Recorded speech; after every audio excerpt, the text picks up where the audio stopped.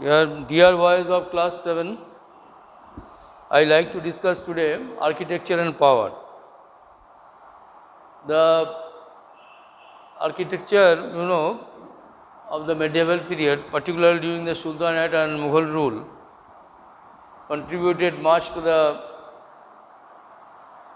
development of new designs and power of the monarchical rule. Abul Fazl, the writer and friend of Akbar,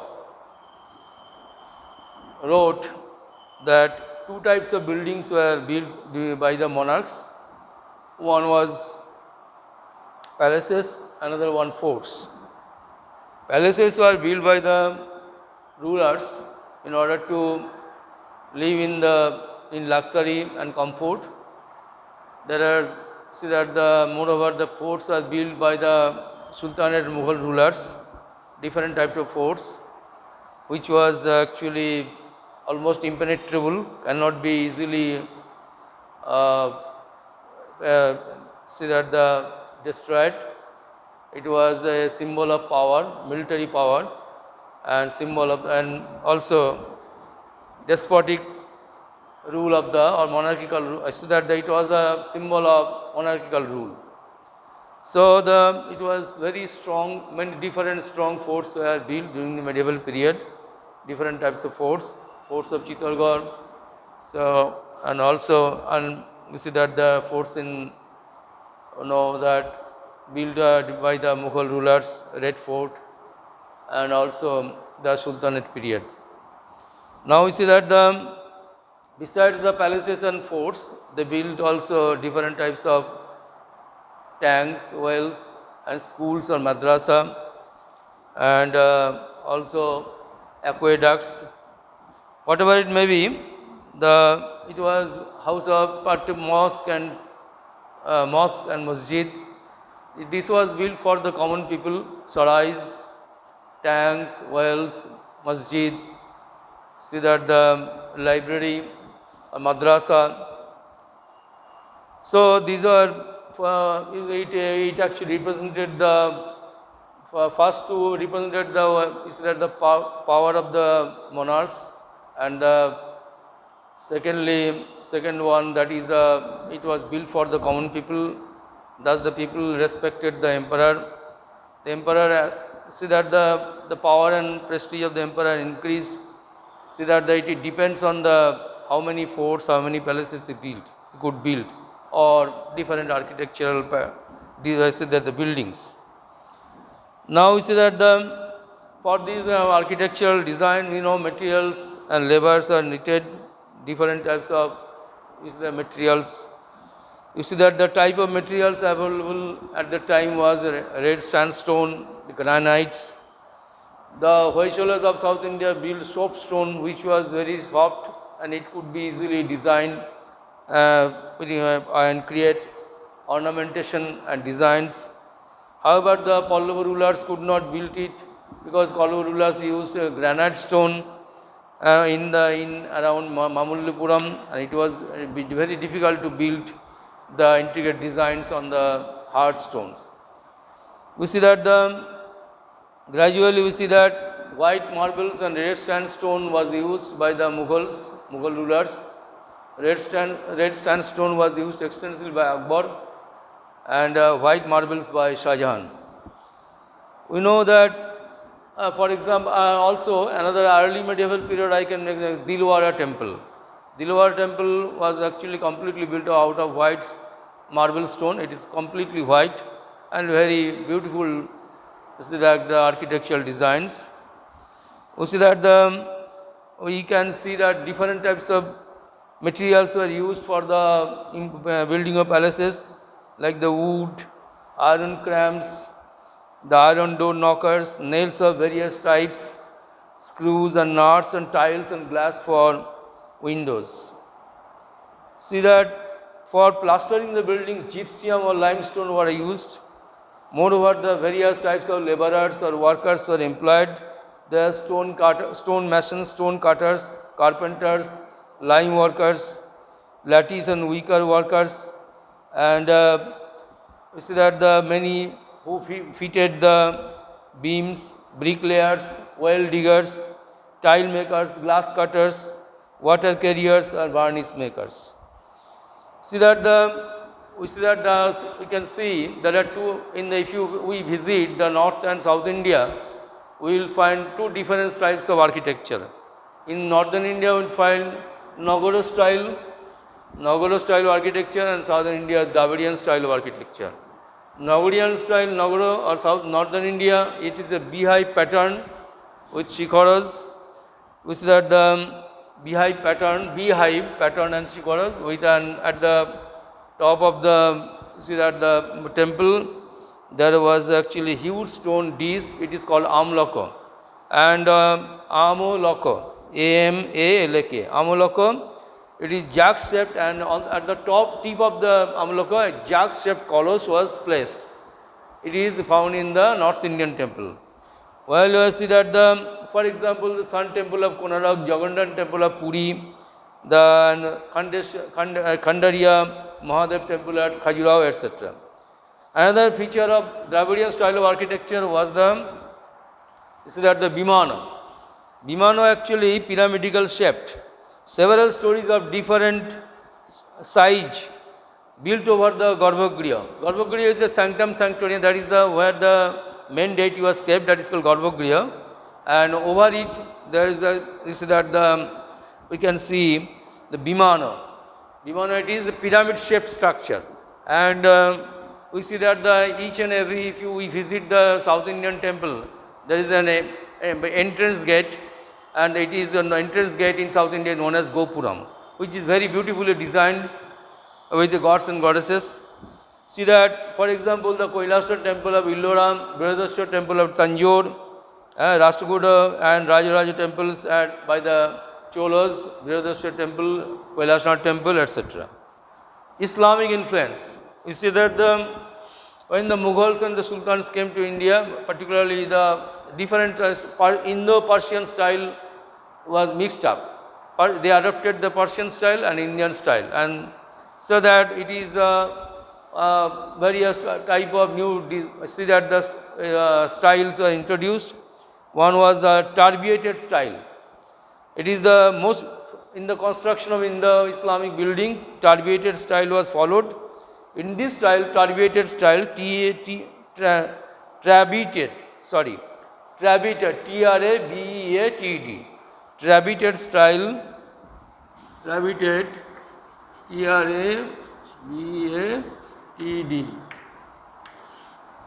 Trabeated style of architecture, T-R-A-B-E-A-T-E-D. And what was the main important thing, Trabeated style? That in this style roofs were built with placing a horizontal beam across the two vertical columns. Roofs were built by placing a horizontal beam across the two vertical columns.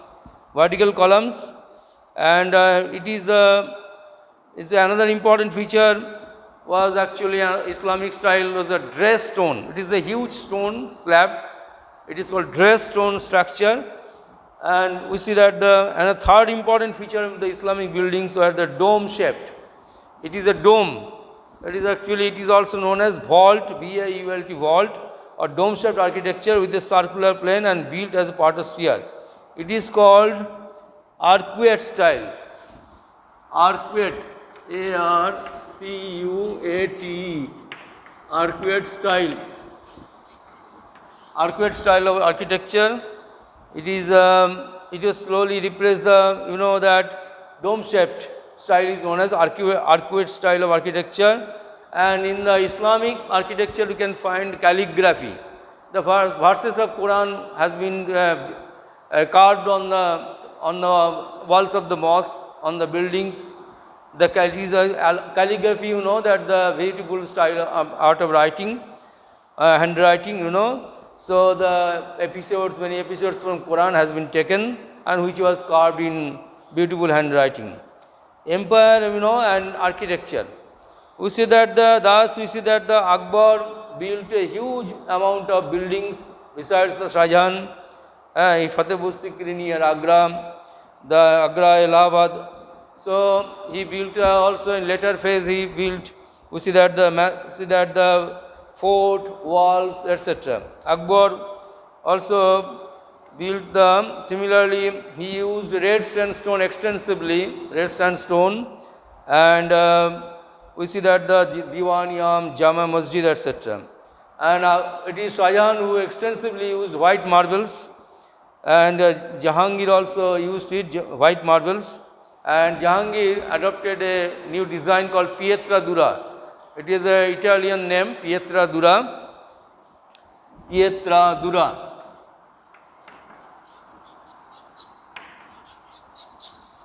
Pietra Dura. You see that what was it? It is actually the semi designs which are made with semi-precious stones.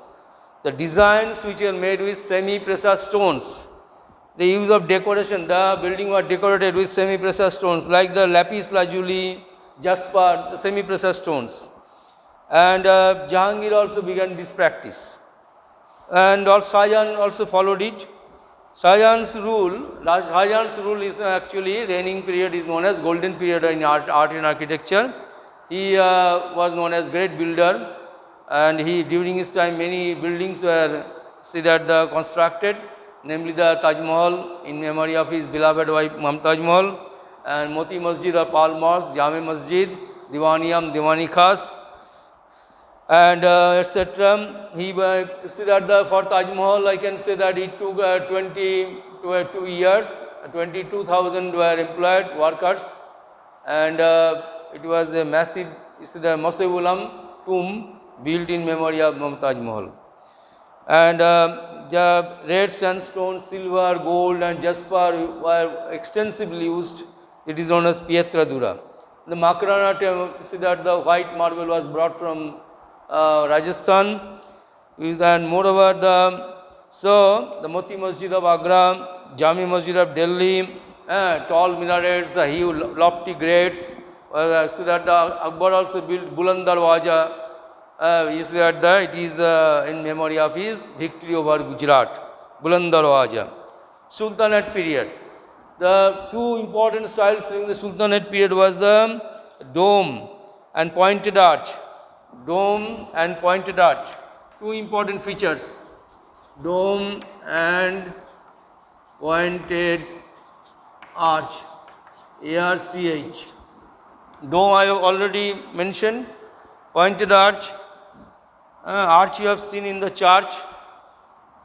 So it is the new style of architecture. It is actually a fusion of Indo-Islamic style, and you see that the Sultanate architecture, we see that the Quwwatul Islam, meaning might of Islam mosque, was probably the first important monument during the Sultanate period. Quwwatul Islam. It was built by Qutubuddin Aibak. See that moreover Aibak also started the famous building of Qutub Minar, which was completed by Iltutmish. Qutub Minar was 230 feet tall, massive, with 5 stories.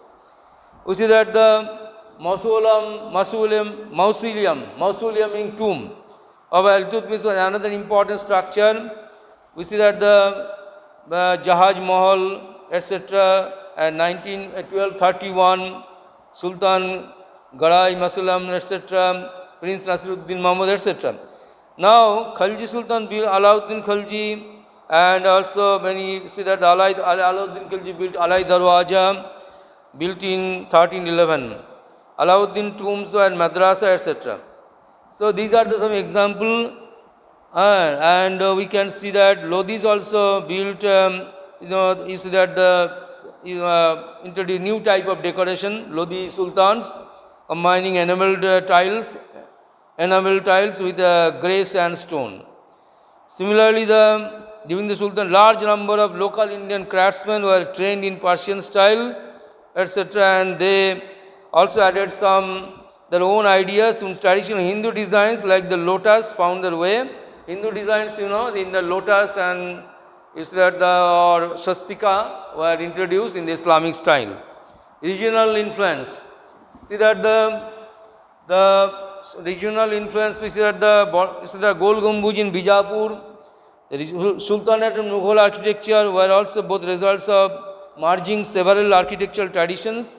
We can see that in Bengal regional architecture, you can see Choto Sona Masjid, Bado Sona Masjid, Kadam Rasul, KADMRASUL,